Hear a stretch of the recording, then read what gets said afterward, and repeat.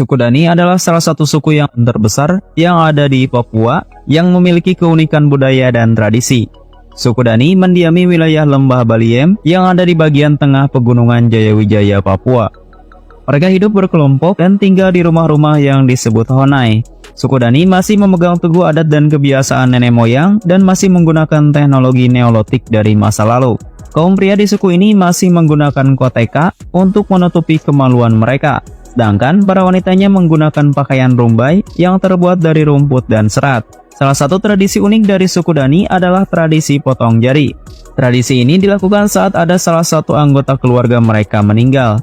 Mereka tidak hanya meratapi dengan menangis, melainkan mereka akan memotong salah satu jari mereka hingga putus. Proses pemotongan jari ini biasanya dilakukan dengan berbagai cara, seperti memotong dengan pisau, kapak, atau parang. Ada juga yang menggigit ruas jarinya hingga putus, atau mengikat jari tersebut dengan tali sehingga aliran darah terhenti dan ruas jari tersebut menjadi mati dan kemudian dipotong.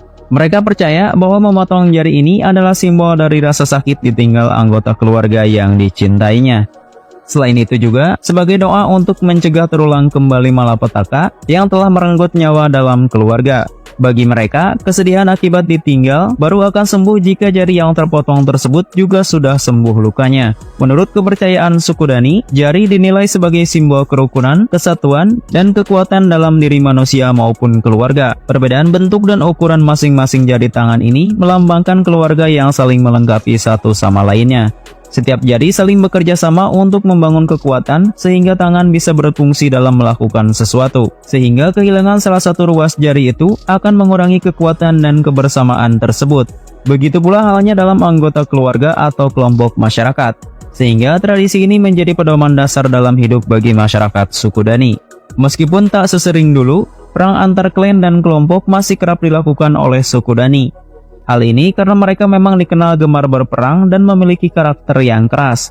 Meski memiliki watak yang sangat keras dan terkesan beringas, namun sebenarnya masyarakat suku Dani sangat ramah dan punya rasa persaudaraan yang tinggi. Mereka juga memiliki jiwa seni yang cukup tinggi. Hal ini terbukti dengan kebiasaan mereka dalam mendendangkan nyanyian-nyanyian heroisme dan kisah-kisah inspiratif. Nyanyian-nyanyian tersebut digunakan untuk menyemangati dan membangunkan semangat kala mereka sedang beraktivitas. Keberadaan suku Dani sebagai suku asli di tanah Papua sudah dikenal hingga ke mancanegara. Berbagai penelitian dari berbagai negara pun banyak dilakukan untuk mencari tahu seputar kehidupan masyarakat suku Dani.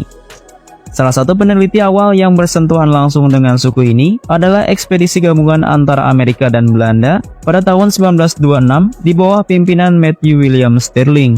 Kemudian para peneliti menyebut suku ini dengan nama Dani dalam ekspedisi tersebut. Arti nama Dani ini berasal dari bahasa Moni, yakni Endani, yang berarti sebelah timur arah matahari terbit. Namun sebenarnya, para penduduk asli suku Dani sendiri tidak mengetahui siapa yang memberikan nama suku mereka. Mereka hanya mengenali Endani yang berarti perdamaian. Kendati demikian, masyarakat suku Dani percaya bahwa nenek moyang mereka berasal dari orang Yali, sebuah daerah yang ada di timur lembah Baliem yang sekarang disebut Yalimo dan Kabupaten Yahokimo. Suku Dani dikenal menempati wilayah lembah Baliem sejak ratusan tahun silam. Jumlah penduduk suku Dani yang mendiami wilayah lembah Baliem ini sekitar 60.000 jiwa. Mereka hidup secara berkelompok atau komunal dalam satu komunitas. Mereka tidak mengenal konsep keluarga, di mana satu orang ayah, ibu dan anak-anaknya tinggal dalam sebuah rumah. Mereka adalah masyarakat yang berkelompok, artinya dalam satu tempat yang disebut sili, tinggal beberapa keluarga di dalamnya, biasanya antara 3-4 kepala keluarga. Sistem kekerabatan masyarakat suku Dani dibagi menjadi 3 jenis, yakni kelompok kekerabatan, paruh masyarakat, dan kelompok teritorial. Kelompok kekerabatan yang terkecil adalah keluarga luas, yakni terdiri dari 3 hingga 4 keluarga inti bersama-sama menghuni tempat tinggal perumahan. Sedangkan paruh masyarakat adalah struktur masyarakat yang merupakan gabungan beberapa klan kecil yang disebut ukul oak. Dan kelompok teritorial adalah gabungan kelompok keluarga luas dalam komplek perumahan atau uma. Masyarakat suku Dani senantiasa hidup berdampingan dan saling tolong-menolong satu sama lainnya. Seperti membuka areal perkebunan, mengolah tanah hingga mendirikan rumah, mereka selalu bergotong royong yang dipimpin oleh kepala suku mereka. Suku Dani dikenal sebagai petani yang terampil. Mereka bahkan telah memiliki kemampuan untuk menggunakan perkakas dan alat-alat pertanian tradisional. Alat-alat seperti kapak batu, pisau dari tulang binatang, bambu, dan juga tombak dari kayu galian yang sangat kuat dan berat. Selain bertani, sebagian masyarakat suku ini juga mencari makan dengan berburu dan berternak. Babi menjadi hewan peliharaan favorit mereka, sehingga tak jarang harganya bisa sangat mahal yang mencapai hingga ratusan juta rupiah. Masyarakat suku Dani juga masih sangat menjaga adat dan kebudayaan dari nenek moyang mereka. Mereka masih kerap mengadakan upacara-upacara besar dan keagamaan dengan pesta babi sebagai penghormatan. Dasar kepercayaan atau religi masyarakat suku Dani adalah menjaga dan menghormati roh nenek moyang. Berbagai upacara dan tradisi dilakukan untuk itu.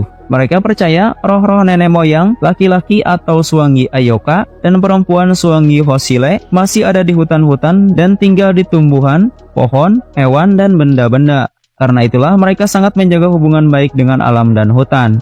Selain itu, untuk lebih menghormati nenek moyangnya, suku Dani juga membuat kaneka, semacam lambang nenek moyang yang dibuat dari batu keramat yang diasah hingga mengkilap. Mereka melakukan berbagai upacara untuk pemujaan terhadap arwah nenek moyang tersebut, seperti upacara rekwasi, di mana mereka membuat tanfa dengan lemak babi, kerang, bulu-bulu, kuskus, sagu rekat, getah pohon, dan bunga-bungaan untuk ditempel di tubuh. Sementara tangan mereka akan menenteng senjata-senjata tradisional seperti tombak, kapak, parang, dan busur panah.